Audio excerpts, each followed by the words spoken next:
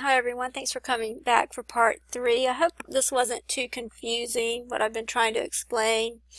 But just to clarify, I believe 2014 is a representation of Nisan 14, which is when the veil was rent.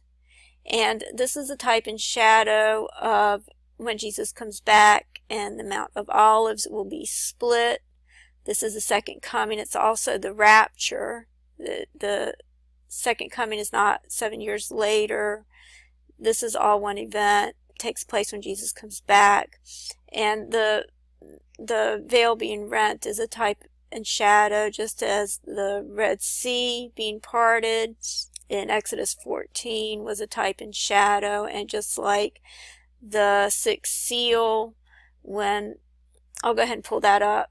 Okay, it's over here in Revelation 6 verse 14, where it says, "And heaven departed as a scroll when it is rolled together, and every mountain and island were moved out of their places."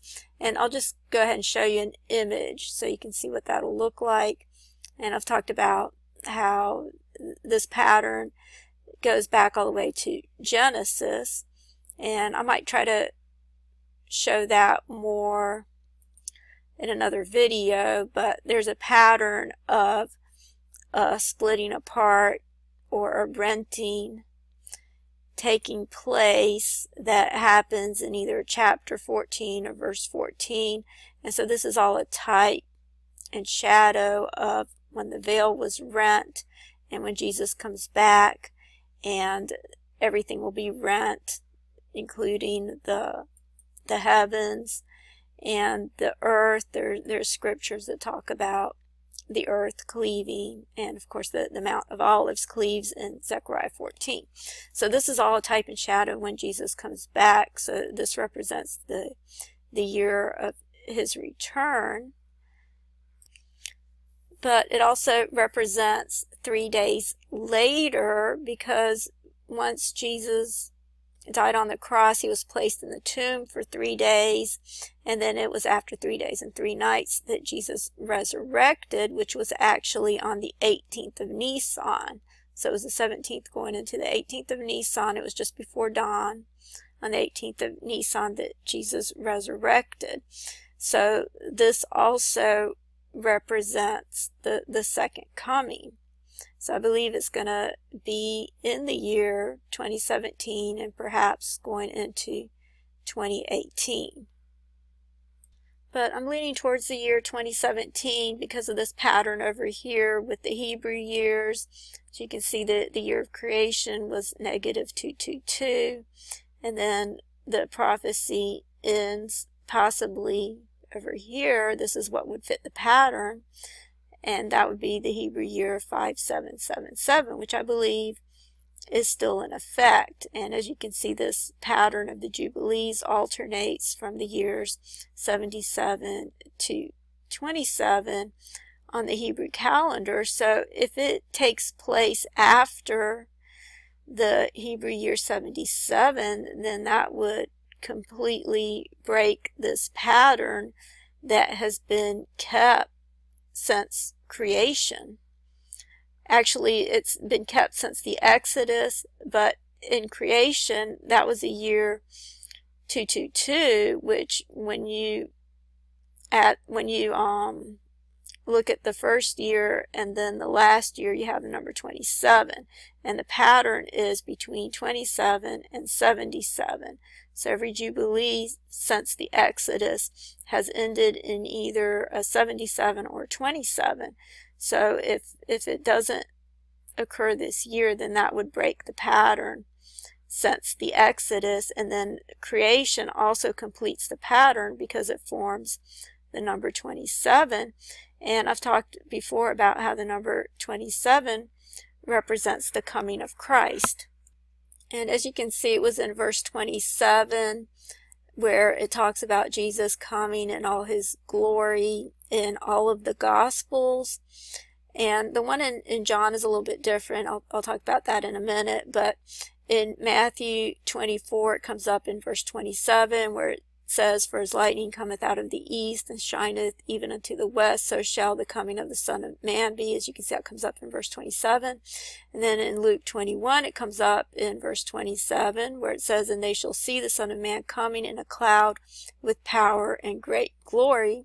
And then it comes up again in Matthew 16 and verse 27, where it says, for the Son of Man shall come in the glory of his Father with his angels, and then he shall reward every man according to his works.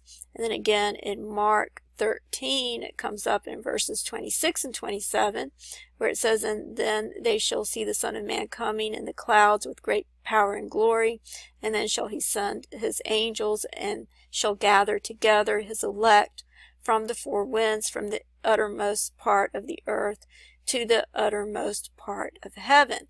So in the first three Gospels, it's always in verse 27 or 26 through 27, where it talks about Jesus coming in all his glory. In John chapter 1, it talks about Jesus' first coming in 27 AD. So again, that was 27 when Jesus came the first time. And John said, he it is who coming after me is preferred before me, whose shoes latchet I am not worthy to unloose. So John the Baptist was talking about Jesus' first coming over here, but he's also alluding to the second coming, because he's saying that he's not worthy to unloose his shoe latchets, and this was making a reference to when Jesus comes back to restore the DNA. Okay, and then you can see it coming up in other scriptures, such as Haggai 2:7, where it says, and I will shake all the nations, and the desire of all nations shall come, and I will fill this house with glory. And then again in Zechariah 2:7, and it's in Genesis 1:27, where God created man, or Adam. Jesus is the first Adam. And then it's in Genesis 2:7, where again God created Adam, and again Jesus is the, I meant to say Jesus is the last Adam. I believe he may have been a type and shadow of the first Adam, was a type and shadow of the last Adam. And over here in 1 Corinthians 15 is where it says that Jesus is the second Adam, or actually the last Adam. Okay, and Eve represents the bride, Adam represents Jesus in Genesis. So, and it was in Matthew 26 verses 26 through 28 that Jesus confirmed the new covenant. But it was in verse 27 where he said, and he took the cup and gave thanks and gave it to them, saying, drink ye all of it, for this is my blood of the New Testament, which is shed for many for the remission of sins. And then it was in Matthew 27 that it records the resurrection. And this is when the rocks were rent and the veil was rent. So this was in Matthew 27. And as I said, I believe 27 is code for 2017. I believe that's when this prophecy or when this will happen again, when everything will be rent from top to bottom, just as the veil was rent from top to bottom in Matthew 27. Okay, and you can see that here in verse 51, where it says, and behold, the veil of the temple was rent in twain from the top to the bottom, and the earth did quake, and the rocks rent, and the graves were open, and many bodies of the saints arose. So I suspected for quite a while that the number 27 was code for 2017, but I really became even more convinced when I was looking up the head of the corner, and I saw that it was coming up in Luke 20:17, and it also comes up in 1 Peter 2:7, and the head of the corner, the cornerstone, would be the desire of all nations that was talked about in Haggai 2:7, or the constellation Coma, which is this right here.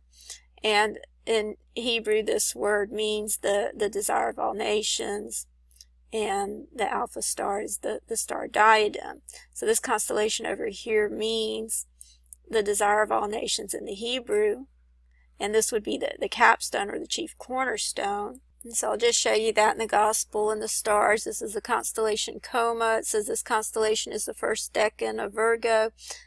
And then I'll just skip down to where it says what it means. It says its original Hebrew name was Kama or Coma, meaning the desired or longed for. The word is used in Psalm 63:1, where David said to God that my soul longs for you. The word is also associated with Chemda, or desire, which is used in Haggai 2:7 to speak of the Messiah, saying that the desire of all nations will come. So Coma is the desire of all nations that will come, that's talked about in Haggai 2:7. And as I've said many times, I believe it represents the capstone, which is talked about in Luke 20:17 and 1 Peter 2:7. So this is why I've believed that 27 represents the year 2017. And so I try to do a table to try to confirm that one day. And so when I put in 27, I came up with 117 matches. And then right at the very top, it's talking about 777 years, right at the top. And then if you look down at the bottom, the last verse is in Genesis 6:3, and it says, and Jehovah said, my spirit will not strive with man forever, for that he is also flesh, yet his days shall be 120 years. And so this is the 120 Jubilee, which would match up with the year 5777 from creation. So I'm not sure if that would confirm that 27 is year 2017, but it seems to confirm it for me. And then we had Strong's number G777, which actually means fasting without having eaten. But if you look at how this word was made up, it actually means without. This alpha, which Jesus is the alpha and the omega, but the alpha means without, and then the second part means wheat. This part over here means wheat. And so they were fasting, or they didn't have wheat for 14 days, it says in this verse. In verse 33 it says, and while the day was coming on, Paul besought them all to take meat, saying, this is the 14th day that ye have tarried and continued fasting, because the fast was over 14 days ago, having taken nothing.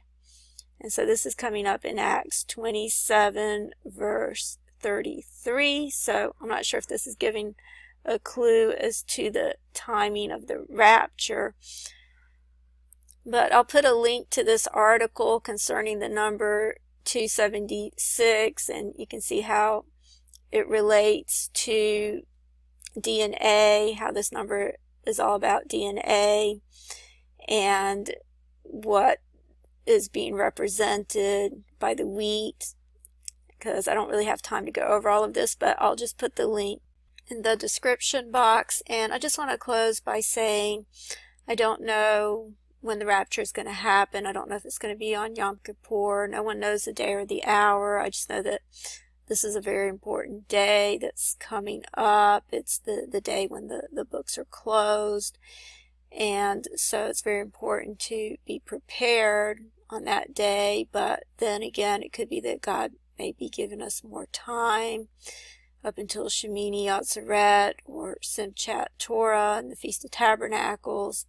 And then again, it could even go into the year 2018. No one knows the day or the hour, But this year is definitely coming to a close very soon, and I just hope everyone is prepared to meet the Lord. And I just want to thank you for watching this video, and God bless you all.